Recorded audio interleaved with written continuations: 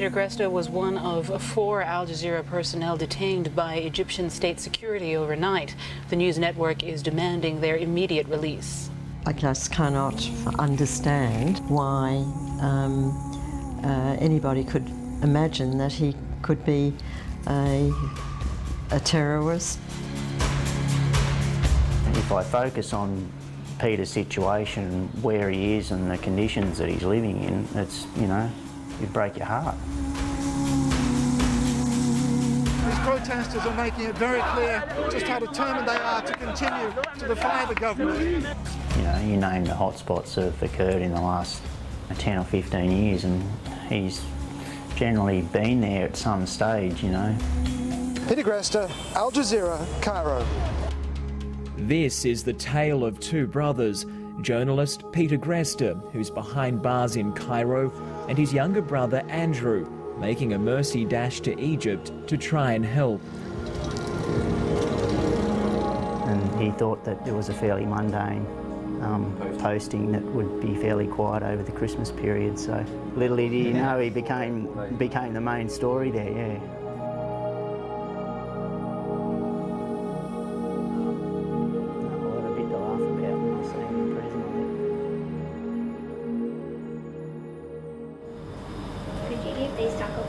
Sure, yep, I hope I can, Kate. I'm sure he'll appreciate those. Right now, coalition forces are starting to... Before Al Jazeera English, Peter had worked for the BBC and CNN as a foreign correspondent, where his work was internationally acclaimed. ...would help create a unified Kenya. It's all the paperwork I'm taking. Yeah, yep. Plenty of information there to read. I might give Mum and Dad a ring, eh? Yeah, why not? Okay. Got any last-minute instructions? You give Peter a big hug from us and, you know, let him know how much he's loved by the whole family. He's my brother and family, so, you know, he needs everything.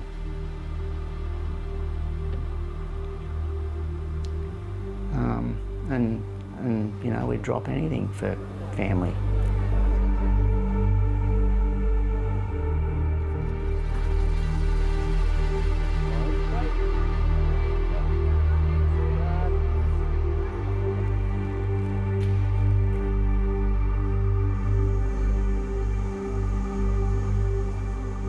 I flew with Andrew to Egypt, his first trip to the Arab state.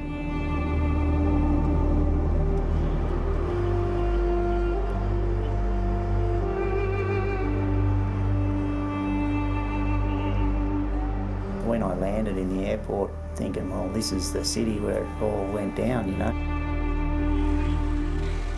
You're a cotton farmer turned diplomat turned media personality, I guess. Yeah, and I never thought I'd be travelling to Cairo to visit Peter in jail. I mean, I've visited him in, you know, numerous other places he's been stationed in, but I've never visited him in jail.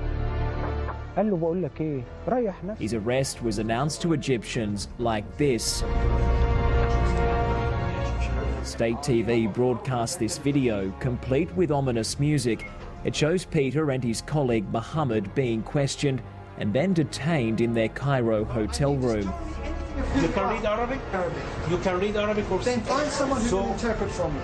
Okay. He's accused of conspiring with the Muslim Brotherhood, aiding a terrorist group and working without a permit. All charges he denies.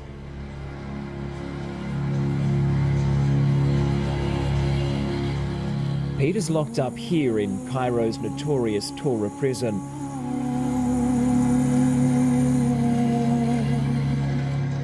Former President Hosni Mubarak is one of many political prisoners who've been held behind these walls. There's not enough food or supplies for the thousands of inmates, so Peter has to buy his own. Well, I've just found out that I've been granted a prison visit tomorrow morning at 8 o'clock. A surprise that sends Andrew on a frantic late-night shopping trip. And he requested a new pair of all-white running shoes and a white fleecy jumper. Can you do any better than that?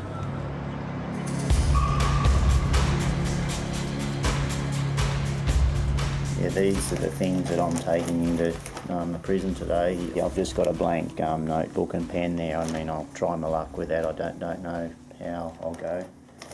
And there's 2 notes here from his nieces back in Brisbane. He'll be pretty happy to see these, I imagine. Yeah, I reckon. And I've also got world famous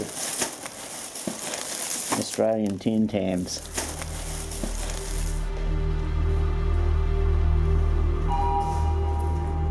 Are you nervous about it? A little bit, yeah. Yeah, for sure.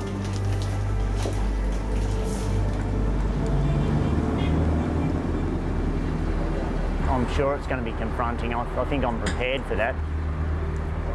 I want to be strong for him, so yeah, I don't want to go to pieces.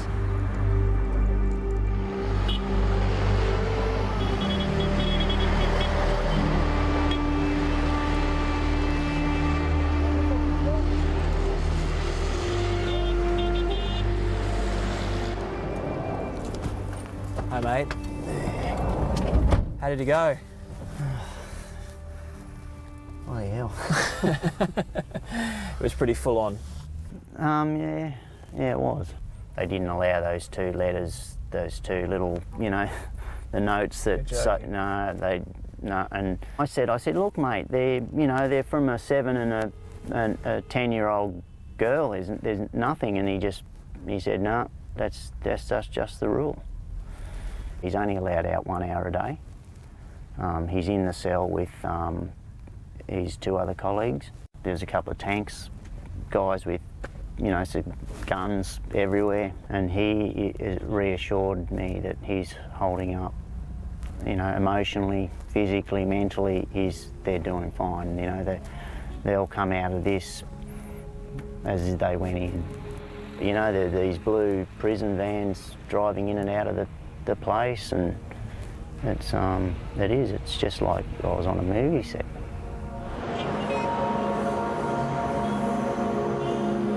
He's given me a bag of washing, so in any other kind of circumstances I would have gone and told him where to put it, but I guess that's just the the reality of being in prison in Cairo.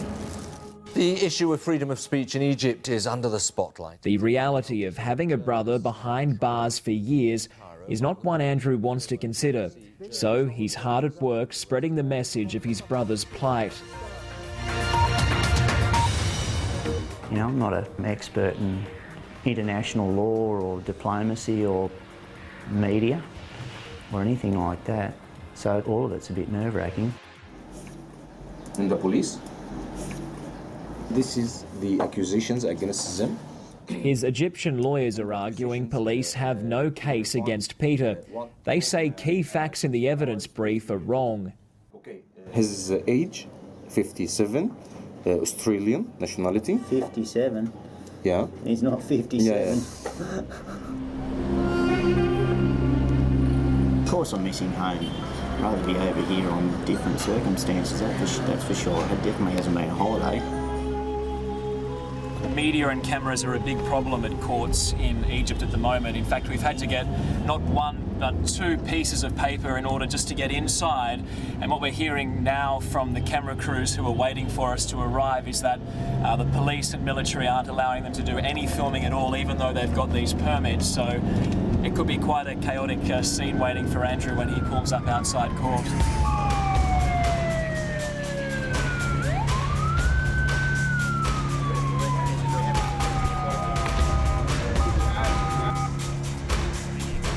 We've been assured that it's going to be a fair and open trial, and we'll let Peter's performance and credibility speak for itself. I wasn't expecting this sort of interest, in front of the prison, but, I hope... Hang on, just back up a bit, eh? Are you happy, though, to see this level of interest in Peter's case? Oh, I think it's, you know, we knew it was a high-profile case, and obviously, you know, by the level of interest that your hand. certainly is, there's no denying that, yeah. How's the heartbeat? Yeah. You probably see it beating.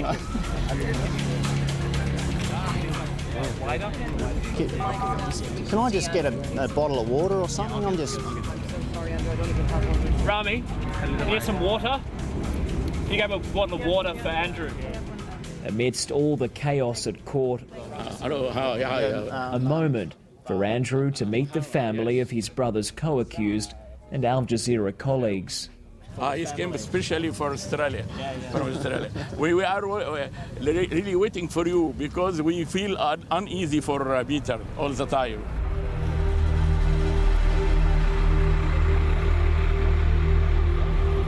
I'm impressed by the whole Greste family. I think he's displaying the same spunk that his parents show, and he's very like Peter. And Peter is an extraordinary human being, and he's an extraordinary journalist. So it doesn't surprise me. He's done really well. He's walking a mile in his brother's shoes. Have you ever seen so many cameras before in your life? No, I haven't, and I've just never been in a media scrum before, and it's pretty confronting, and I've got the shakes.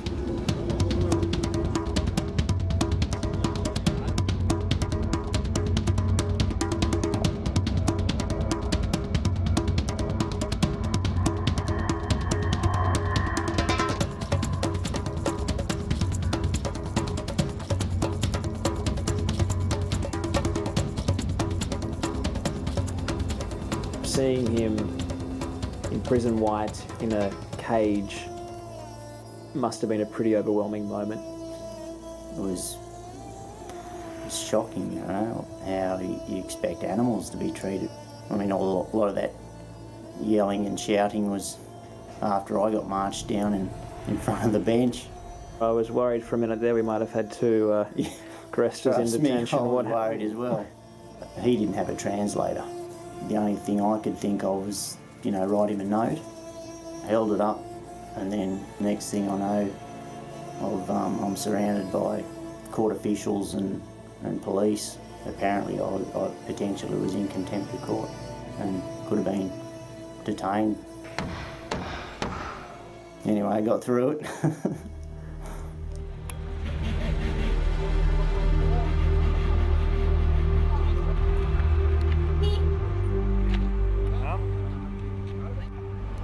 You said to me when we first met that you're not a big fan of the camera, but it's something you feel you have to put up with, I guess, to help your brother out. For sure, yeah, we'll do anything, I guess. Yeah, I was just super proud of him and realised how bloody strong a character he is, and hope that I've got, you know, an ounce of what he's got.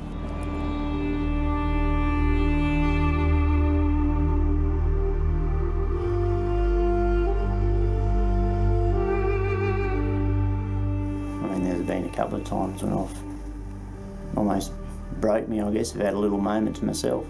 You know, he doesn't deserve to be where he is.